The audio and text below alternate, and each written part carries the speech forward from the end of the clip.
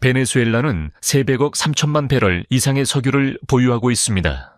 이는 세계 전체가 앞으로 100년 동안 사용할 수 있을 만큼 충분합니다. 이 나라는 말 그대로 검은 금 속에 잠겨 있습니다. 1950년대 베네수엘라는 남미에서 가장 큰 경제 규모를 자랑했고 세계적으로는 1인당 GDP에서 4위를 차지했습니다.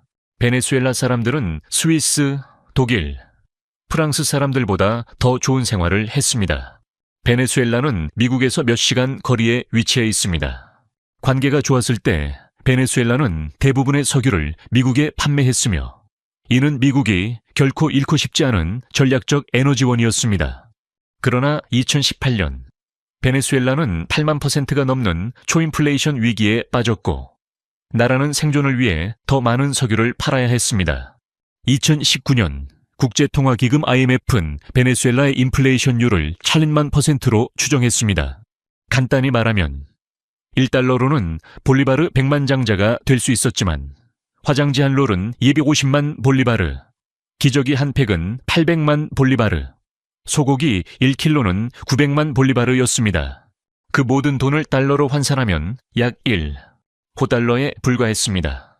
경제 붕괴는 너무 빠르게 일어나서 경제 논리를 완전히 무시했습니다.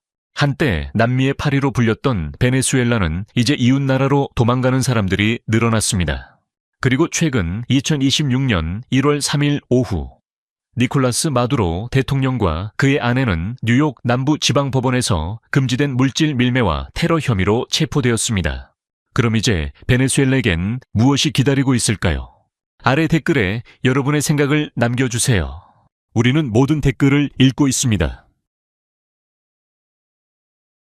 30볼리바르, 약 1달러입니다. 이것이 현재 베네수엘라의 월 최저임금입니다. 하루가 아니라 주가 아니라 한 달입니다. 맞습니다. 사람들이 한 달 동안 일해서 커피 한 잔 값밖에 되지 않는 돈을 받습니다. 정부는 2022년부터 이 최저임금을 그대로 유지하고 있으며 아무리 인상해도 살아가기에는 부족하다고 주장합니다. 그 결과 베네수엘라 사람들의 80% 이상이 빈곤에 시달리고 있습니다. 가족들은 하루에 한 끼만 먹고 아이들은 학비를 감당할 수 없어 학교를 그만두고 있습니다.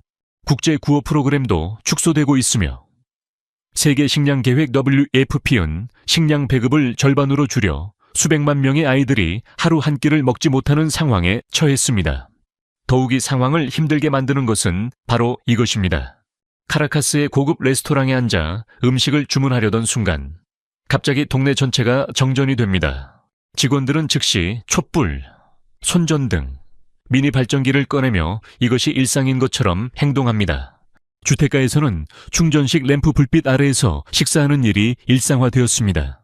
일부 가정은 팬을 돌리기 위해 오토바이 배터리를 연결해 밤새 더위를 식힙니다.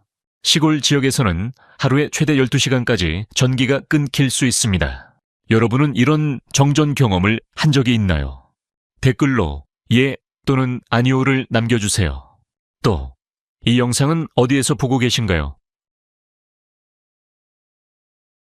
베네수엘라는 세계에서 가장 아름다운 여성들이 많이 사는 곳으로 알려져 있습니다. 이건 단지 의견이 아닙니다. 숫자가 이를 증명합니다. 베네수엘라는 세계에서 가장 많은 국제 미인 대회 타이틀을 보유하고 있습니다. 미스 유니버스 7회, 미스 월드 6회, 미스 인터내셔널 9회, 미스 어스 2회 등 총 24개의 주요 국제 타이틀을 차지한 것입니다. 그리고 이 리더십을 유지하기 위해 정부는 미용 교육과 수술 절차를 보조하고 있습니다.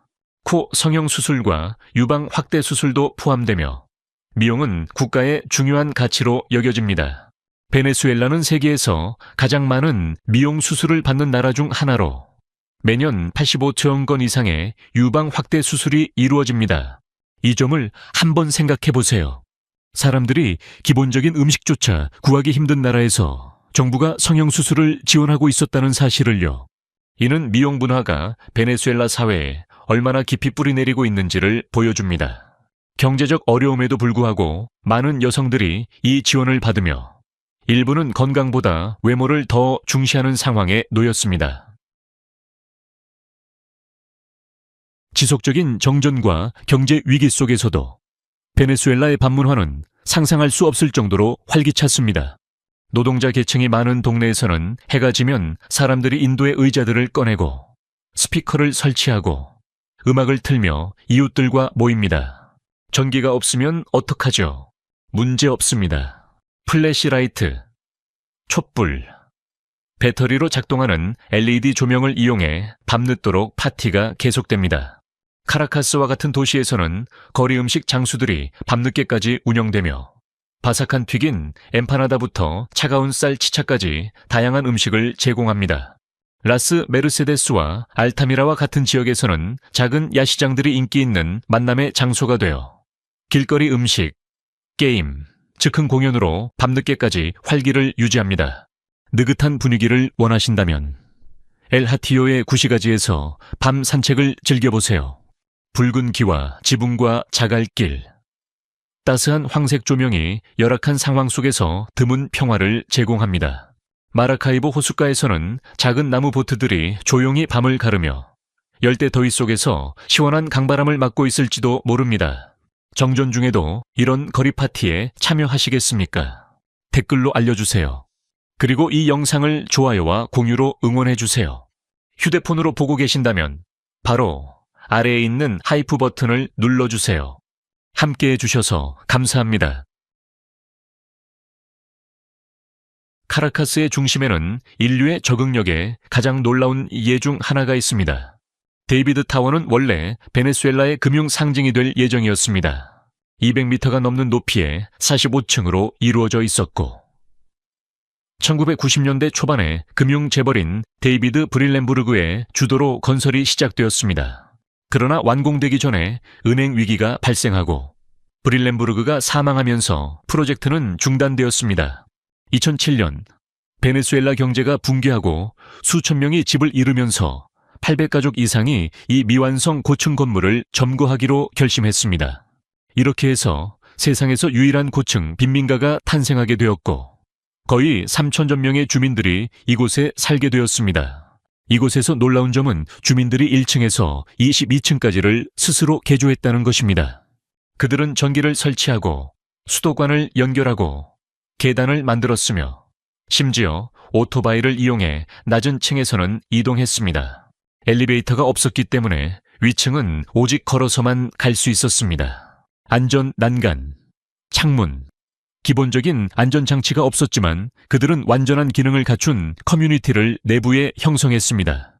이곳에는 이발소, 임시 치과, 진료소가 있었고 각 층은 작은 동네처럼 운영되었으며 각 층마다 대표자가 있었습니다. 커뮤니티는 규칙을 정하고 서비스 요금을 모금하며 보안을 관리하고 서로 돕는 구조로 운영되었습니다. 많은 사람들은 이를 혼란 속의 천국이라고 불렀습니다. 이곳은 실제 주거지처럼 운영되었으며 인간의 창의성이 어디에서나 집을 만들 수 있다는 것을 증명해 주었습니다. 데이비드 타워가 모든 것을 잃은 사람들에게 피난처를 상징했다면 베네수엘라의 감옥들은 그 정반대의 의미를 갖고 있었습니다. 감옥들은 완전한 혼돈의 세계를 나타냈습니다. 일부 시설에서는 수감자들이 내부의 모든 일을 직접 관리했습니다. 그중 가장 악명 높은 예는 베네수엘라의 종합감옥으로 한때 세계에서 가장 위험한 감옥으로 꼽혔습니다. 그곳의 벽 안에서는 수감자들이 구역을 나누고 스스로 규칙을 세우며 작은 자치사회처럼 매일의 삶을 조직했습니다. 그들은 요금을 부과하고 생활 공간을 배정하며 작은 사업체를 운영하고 심지어 감옥 안에서 축제, 콘서트, 파티를 열었습니다. 특정 구역은 마치 나이트클럽처럼 변했으며 조명과 음악이 함께 흐르며 수감자들만의 이벤트가 진행되었습니다. 경비원들은 외곽에만 배치되어 거의 개입하지 않았고 감옥은 스스로 돌아가는 세계처럼 기능했습니다. 수감자들의 가족은 자유롭게 출입할 수 있었고 물품을 가져오고 사랑하는 사람을 방문하며 때로는 밤을 새워 지내기도 했습니다. 일부 권력 있는 수감자들에게 이곳은 처벌의 장소라기보다는 잘 관리된 휴양지와 같았습니다. 베네수엘라는 복권에 푹 빠져 있습니다. 극심한 인플레이션, 높은 실업률, 그리고 점점 더 어려워지는 생활 속에서 많은 사람들은 복권을 마지막 희망의 끈으로 여기고 있습니다. 모든 것이 실패했을 때 복권은 그들의 유일한 희망이자 작은 기대입니다. 가장 인기 있는 게임은 트리플이라는 복권으로 하루에 최대 3번까지 추첨이 이루어집니다. 복권 티켓은 어디에나 있습니다. 작은 식료품점, 신문 가판대, 거리의 노점상 등 베네수엘라의 어느 곳에서든 누군가는 복권 티켓을 쥐고 내일의 더 나은 삶을 꿈꾸고 있을 것입니다. 그런데 흥미로운 점은 베네수엘라 사람들은 숫자를 무작위로 고르지 않는다는 점입니다. 그들은 자신만의 숫자 선택 방법을 가지고 있으며 이는 거의 문화적인 의식처럼 여겨집니다. 불행한 일이 생기면 검은 숫자를 고르고 특이한 차량 번호판을 보면 그것을 행운의 숫자로 바꿉니다. 꿈에서 사람이나 동물, 사고를 봤다면 그 이미지를 숫자로 바꿔주는 해몽 차트를 활용하기도 합니다. 일부 라디오 방송에서는 복권 예측 코너를 운영하며 이른바 전문가들이 숫자 고르는 팁을 공유합니다. 페이스북 그룹도 존재하며 그곳에서는 사람들이 매일 숫자와 복권 결과를 논의합니다. 볼리바르의 대폭적인 평가절하로 많은 베네수엘라 사람들이 중세처럼 들리지만 사실 매우 실용적인 방법인 물물 교환 시장인 메르카도 대 트루케 멜차도 대 트루크로 돌아갔습니다. 이 물물 교환 시장은 BBC, 로이터와 같은 국제 언론에서 현대적인 생존 방법 중 하나로 칭송받고 있습니다. 여기서는 현금이 더 이상 왕이 아닙니다. 대신 거래는 쌀과 계란, 설탕과 밀가루, 식용유와 커피, 옷과 채소와 같은 물품들로 이루어집니다. 사람들은 물건의 가치를 서로 협상하고 한 푼의 볼리바르도 주고받지 않습니다. 이 시장은 보통 매주 한두 번 열리며 도시 거주민들뿐만 아니라 근처 농부들도 집에서 만든 제품을 가지고 와서 교환합니다. 음식 외에도 이 시장에서는 가정용품, 의류, 심지어 약품도 거래됩니다. 마치 시간을 거슬러 올라간 듯한 느낌이지만 사람들은 모두 스마트폰을 가지고 있으며 협상은 스페인어와 현대적인 속어가 섞여 이루어집니다. 흥미로운 점은 그들의 화폐가 무가치해지자 베네수엘라 사람들 전체가 전혀 다른 경제 시스템에 신속하게 적응했다는 점입니다. 베네수엘라의 아마존 밀림 깊숙한 곳에는 남미에서 가장 크고 오래된 원주민 공동체 중 하나인 야노마미 부족이 살고 있습니다. 이들은 현대사회와 거의 완전히 단절되어 있으며 그들의 전통은 우리가 알고 있는 삶과 죽음에 대한 모든 개념을 도전하게 만듭니다. 야노마미 부족은 야노 또는 샤보노라고 불리는 대형 원형 공동주택에 살고 있으며 이 중 일부는 400명까지 수용할 수 있습니다. 공동주택의 중앙은 의식, 축하 행사, 일상활동을 위해 사용되며 매일 저녁은 마치 작은 축제처럼 변합니다. 그러나 그들의 문화에서 가장 충격적인 점은 죽은 사람을 묻지 않는다는 것입니다. 대신 그들은 유골을 화장한 후 그 재를 물이나 바나나 수프와 섞어 마셔 고인의 영혼이 살아있는 사람들 속으로 돌아오게 합니다.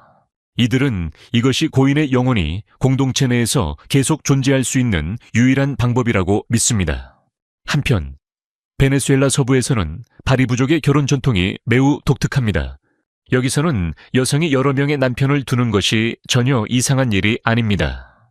각 남편은 자녀를 돌보고 키우며 보호할 책임이 있습니다. 마을의 모든 아이들은 이들을 모두 아버지라고 부르며 역할에 대한 혼란은 없습니다. 바리 부족은 강한 아이가 한 사람의 사랑과 보살핌에서 오는 것이 아니라 여러 사람의 사랑과 보살핌에서 온다고 믿습니다. 카라카스가 이제 남미에서 그래피티 수도로 불린다는 사실을 아는 사람은 많지 않습니다. 카라카스는 콜롬비아의 보고테, 이어 남미에서 두 번째로 그래피티가 많은 도시입니다. 아벤니다, 리베르타도르와 같은 대로를 비롯한 다채로운 바리오 지역에서는 300m에서 500m에 달하는 대형 벽화들을 볼 수 있습니다. 카라카스의 많은 벽들은 도시의 야외 미술관처럼 보존되어 있습니다. 일부 독특한 벽화는 미스 베네수엘라를 묘사하며 이는 아름다움에 대한 국가적인 자부심을 나타냅니다. 이는 다른 도시에서는 보기 힘든 특징입니다. 그래피티 예술가들인 플릭스, 코주안, 웰스는 베네수엘라의 예술을 전 세계로 퍼뜨렸고 그들의 작품은 미국과 유럽에서 전시되었습니다. 카라카스의 거리에서 진행되는 그래피티 투어는 국제 방문객들 사이에서 큰 인기를 끌고 있습니다. 이곳의 젊은이들에게 그래피티는 끊임없이 변화하는 도시에서 자신의 이야기를 전하는 방법입니다. 그것은 투쟁에서 비롯된 예술이며 혼란 속에서 창의력이 싹트고 경제 붕괴의 상처 위에 그려진 아름다움입니다.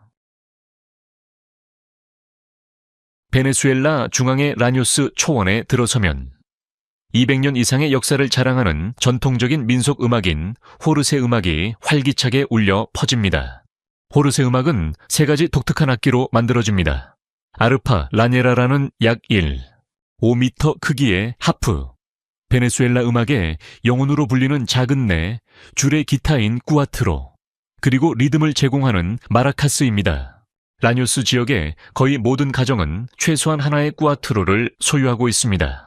커플들은 호르세 춤을 추며 빠른 발 움직임으로 말발굽 소리를 흉내내며 이는 이 지역의 축산 문화와 관련이 있습니다.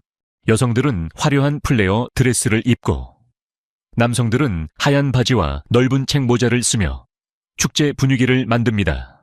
매년 산 마르틴에서 열리는 국제 호르세 축제는 세계에서 가장 큰 호르세 축제입니다. 베네수엘라는 호르세가 유네스코의 무형문화유산으로 인정받기를 원하고 있으며 이는 베네수엘라의 자랑스러운 국가적 상징으로 여겨집니다. 카라비의 연안을 따라 위치한 추아우는 세계에서 가장 우수한 코코아를 생산하는 마을로 세계적으로 유명합니다. 추아우 코코아는 국제 코코아 협회에서 여러 차례 최고의 고급 코코아 상을 받았으며 고급 초콜릿 브랜드들은 이를 황금 재료로서 찾고 있습니다. 추아우를 특별하게 만드는 점은 바로 도로가 없다는 것입니다. 방문객들은 배를 타고 카리브해를 건너거나 정글을 걸어 마을에 도달해야 합니다. 이러한 고립 덕분에 추아우는 400년 이상 지속된 전통적인 코코아 재배 및 가공 방식을 보존해 왔습니다. 가장 상징적인 이미지는 추아우 코코아 콩이 옛 교회 빨간 기와 마당에서 햇볕에 말라가는 모습입니다. 추아우 코코아의 맛은 독특하고 섬세하며 균형 잡힌 맛으로 가벼운 과일 향이 남아 초콜릿을 최고 가격대에 올려놓습니다. 추아우 코코아의 재배 및 가공 기술은 유네스코에서 베네수엘라의 무형문화유산으로 인정되었습니다. 추아우 사람들은 긴밀하게 살아가며 자급자족하고 전통적인 협동조합을 통해 생산을 관리하며 추아우는 세계 고급 초콜릿 애호가들에게 코코아 성지로 여겨집니다. 카라카스 사람들은 매년 12월 16일부터 24일까지 미사데 아기날도를 롤러스케이트를 타며 참여합니다. 이 주간의 이른 아침에는 카라카스 중심가의 도로가 차량 통행을 금지하고 대신 화려한 롤러스케이트 퍼레이드가 펼쳐집니다. 이 장면은 마치 바퀴 위의 축제와 같으며 모두가 밝은 크리스마스 의상을 입고 자갈길을 롤러블레이드하며 미끄러집니다. 이 전통의 기원은 매우 순수한데 카라카스의 어린이들이 크리스마스 시즌 동안 롤러스케이트를 즐기던 것이 시작입니다. 시간이 지나면서 어른들도 이에 동참하여 그것은 수도의 정체성에 깊이 뿌리내린 가족 전통이 되었습니다. 많은 사람들은 크리스마스 스웨터, 빨간 치마, 산타 모자를 입고 창의적인 사진을 찍어 인스타그램에 올리며 이는 국제 관광객들을 끌어들이는 매력적인 요소가 됩니다. 일부 동네에서는 롤러스케이트 대회를 열어 축제 분위기를 더합니다. 이 전통은 세계에서 가장 독특한 크리스마스 관습 중 하나로 손꼽힙니다. 베네수엘라 요리를 대표하는 한 가지 음식이 있다면 바로 아레파입니다. 아레파는 아침, 점심, 늦은 밤 길거리에서 흔히 볼 수 있는 둥근 빵으로 흰색 또는 노란색 옥수수 가루로 만들어져 그릴에 굽거나 튀겨 바삭하게 만든 후 다양한 속재료로 채웁니다. 이 특별한 점은 바로 그 자체의 레시피가 아니라 무한히 변형 가능한 점입니다. 베네수엘라는 수백 가지의 아레파 변형이 있으며 치즈, 찢은 소고기, 아보카도와 함께한 치킨, 해산물, 검은 콩 등 다양한 속재료로 만들어집니다. 그중 일부는 아주 유명해져서 자체적인 이름을 가지기도 합니다. 예를 들어 1950년대 미인 대회 우승자를 이름으로 붙인 레이나 페피아다는 치킨과 아보카도를 채운 아레파입니다. 카라카스의 아레페라는 24시간 운영되며 베네수엘라 사람들에게 아레파는 언제 먹어도 잘 어울립니다. 아레파가 국민빵이라면 파벨론 크리올로는 베네수엘라 요리의 핵심입니다. 이 전통적인 요리는 가족 모임과 축제에서 자주 등장합니다. 파벨론 크리올로에는 토마토 소스에 조리된 찢은 소고기, 흰 쌀밥, 조리된 검은 콩, 그리고 얇게 썬 튀긴 플랜틴이 함께 제공됩니다. 이 조합은 맛의 균형을 잘 이루며 깊은 상징성을 담고 있습니다. 베네수엘라 사람들은 세 가지 색, 즉 흰색, 검은색, 노란색이 그들의 국가를 형성하는 세 가지 문화, 즉 유럽, 아프리카, 그리고 원주민을 대표한다고 말합니다. 한 입 한 입이 베네수엘라의 복잡한 유산을 이야기합니다. 또한 꼭 시도해야 할 음식은 카차파입니다.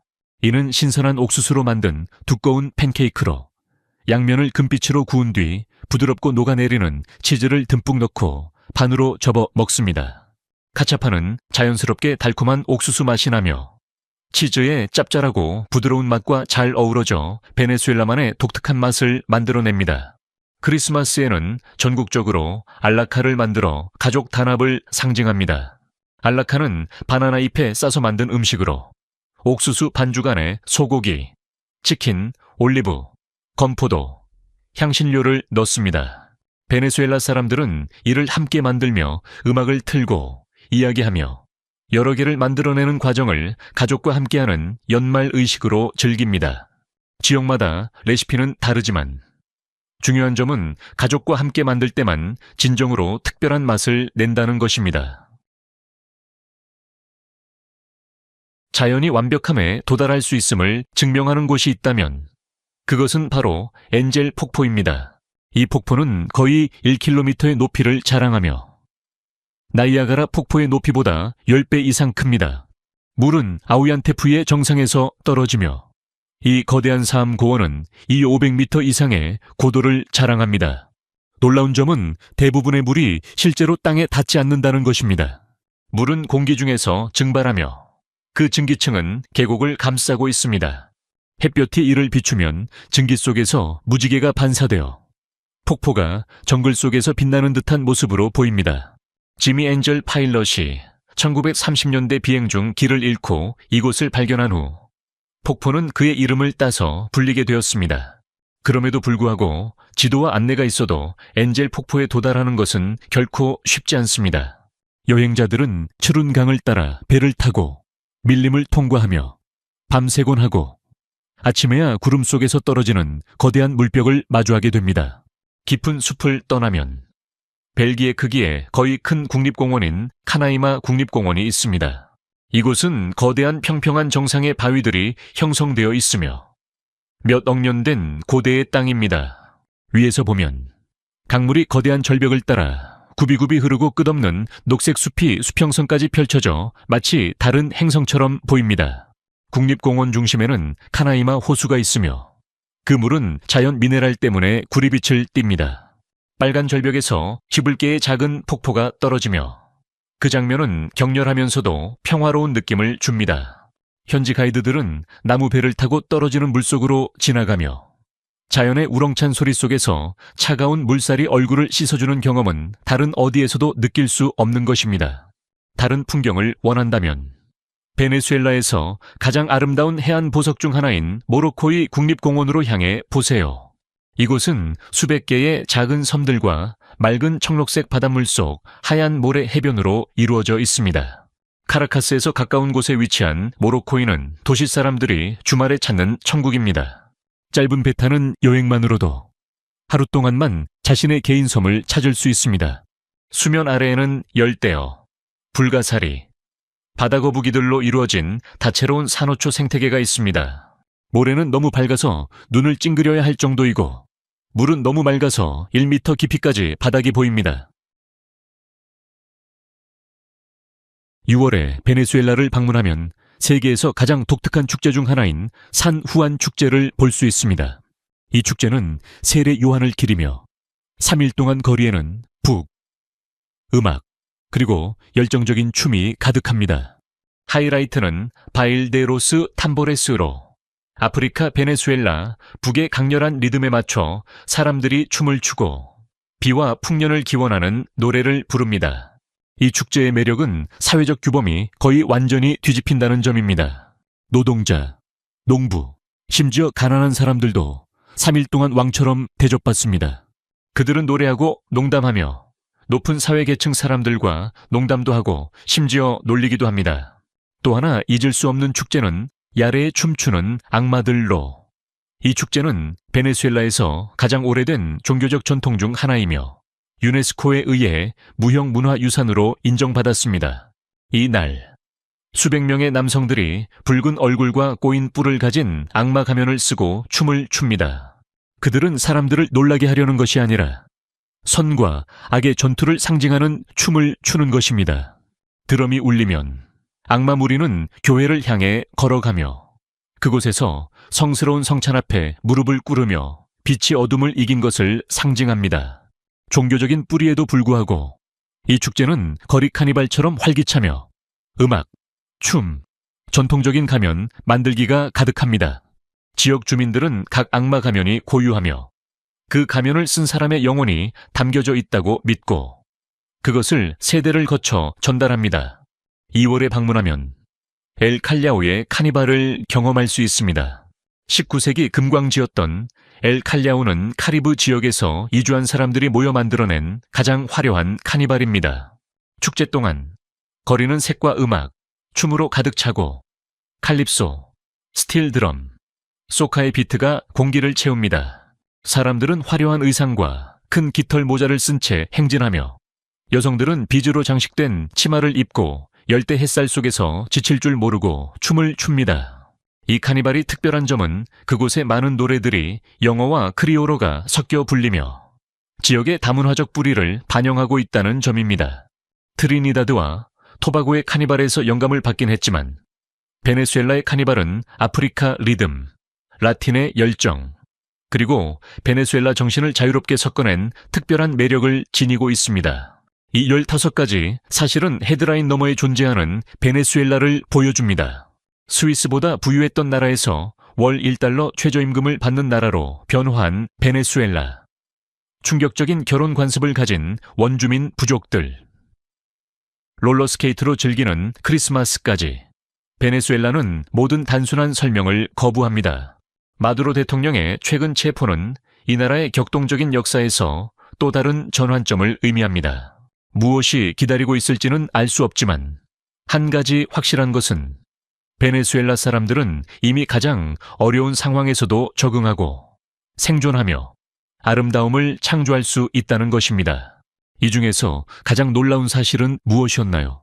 베네수엘라의 물물 교환 시장이나 독특한 축제를 여러분의 나라에서도 경험한 적이 있나요? 아래 댓글에 여러분의 생각을 남겨주세요. 모든 댓글을 읽고 여러분의 시각을 듣는 것을 좋아합니다. 그리고 구독과 알림 설정을 잊지 마세요. 다음 영상에서 또 만나요. 오늘 함께 해주셔서 정말 감사드립니다. 여러분의 지원이 정말 큰 힘이 됩니다. 행운을 빕니다. 시청해주셔서 감사합니다. 이 영상이 유익하셨다면 좋아요와 구독, 그리고 알림 설정까지 잊지 말고 눌러주세요. 새로운 영상을 놓치지 마세요. 다음 영상에서 만나요.